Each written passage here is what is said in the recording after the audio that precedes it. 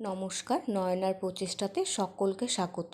তো আজকে আমি আপনাদের সামনে আমার শাশুড়ি মায়ের একটা রেসিপি শেয়ার করব। তো দেখুন, আমার এখানে তার জন্য লাগছে দুটো মিডিয়াম সাইজের পেঁয়াজ আমি কুচিয়ে নিয়েছি, কয়েক কোয়া রসুন আর 3-4টে কাঁচা লঙ্কা কুচিয়ে নিয়েছি।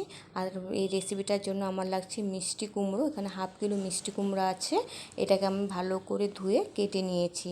আর দুটো ডিম লাগছে। তো দেখুন, এখানে আমি কড়াইটা বসিয়ে দিয়েছি।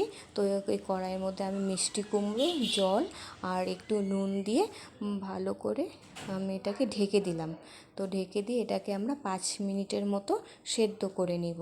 তো ওই রেসিপিটাতে মিষ্টি কুমড়োটাকে থেকে সেদ্ধ করে নিলে খুব তাড়াতাড়ি হয়ে যায় রেসিপিটা। তো দেখুন, খুব সামান্য উপকরণ দিয়েই আজকে আমি আপনাদের সাথে মিষ্টি কুমড়ো ভর্তা রেসিপিটা শেয়ার করব। এটা আপনারা রুটি, পরোটা, ভাত সব কিছুর সাথে শেয়ার করতে পারবেন। তো দেখুন, আমার এখানে মিষ্টি কুমড়োটা সেদ্ধ হয়ে গেছে, আমি ঝরিয়ে নিয়েছি।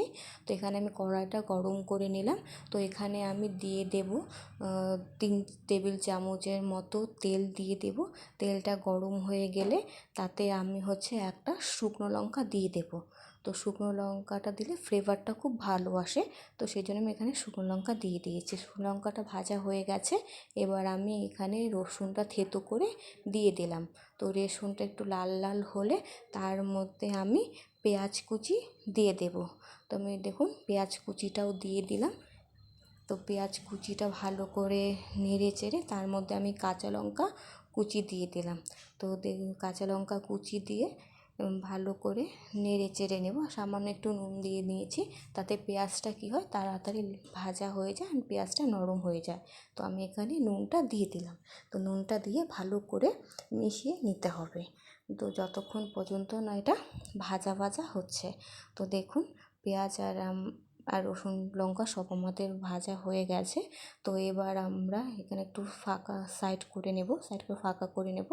এবার আমরা যে দুটো ডিম নিয়েছিলাম, তো এটা দুটো ডিম আমি এবার দিয়ে দেব। তো দুটো ডিম দিয়ে তার মধ্যে আমি একটু নুন দিয়ে দেব, তাহলে ভালো হবে খেতে। তো আমি নুনটা দিয়ে এবার সব কিছু পেঁয়াজের সাথে মিশিয়ে নিচ্ছি। তো দেখুন, এটা পেঁয়াজের সাথে ভালোভাবে যতক্ষণ না পর্যন্ত মিশছে, তো যখনই মিশে যাবে তার মধ্যে আমরা যে ভাপিয়ে রেখেছিলাম মিষ্টি কুমড়োটা, তো সেটা এবার আমরা দিয়ে দেব। তো দেখুন, আমি এখানে মিষ্টি কুমড়োটা দিয়ে দিয়েছি।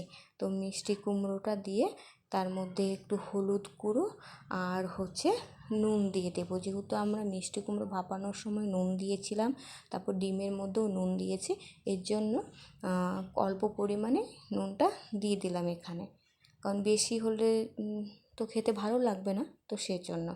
তো দিয়ে ভালো করে নেড়ে ঢাকা দিয়ে রাখলাম। দেখুন, আমি 10 মিনিটের মতো ঢাকা দিয়ে রেখেছিলাম। তো 10 মিনিট পরে আমি এটাকে ভালো করে নাড়িয়ে নেব। তো ভালো করে নাড়িয়ে চেড়ে তার মধ্যে আমি 1 চামচ চিনি দিয়ে দিলাম। তো চিনিটা দিয়ে ভালো করে নাড়িয়ে এভাবে দেখুন খুন্তি দিয়ে প্রেস করে নিতে হবে, যেন একটা মন্ডুর মতো হয়। তো দেখুন, আবার আমি ঢাকা দিয়ে দিলাম 5 মিনিটের মতো। তো দেখুন, আমার মিষ্টি কুমড়ো ভর্তাটা প্রায় রেডি হয়ে এসছে। আবার আমি একটু দেখুন খুন্তি দিয়ে প্রেস করে নিচ্ছি। তো এভাবে পেস্ট করে নেবেন, দেখবেন জলটা শুকিয়ে এরকম মন্ডুর মতো হয়ে যাবে। তো দেখুন, আমার মিষ্টি কুমড়ো রেসিপিটা কমপ্লিট হয়ে গেছে। তো এবার আমি এটাকে নামিয়ে নেব। তো আমার ভিডিওটা কেমন লাগলো অবশ্যই কমেন্ট করে জানাবেন।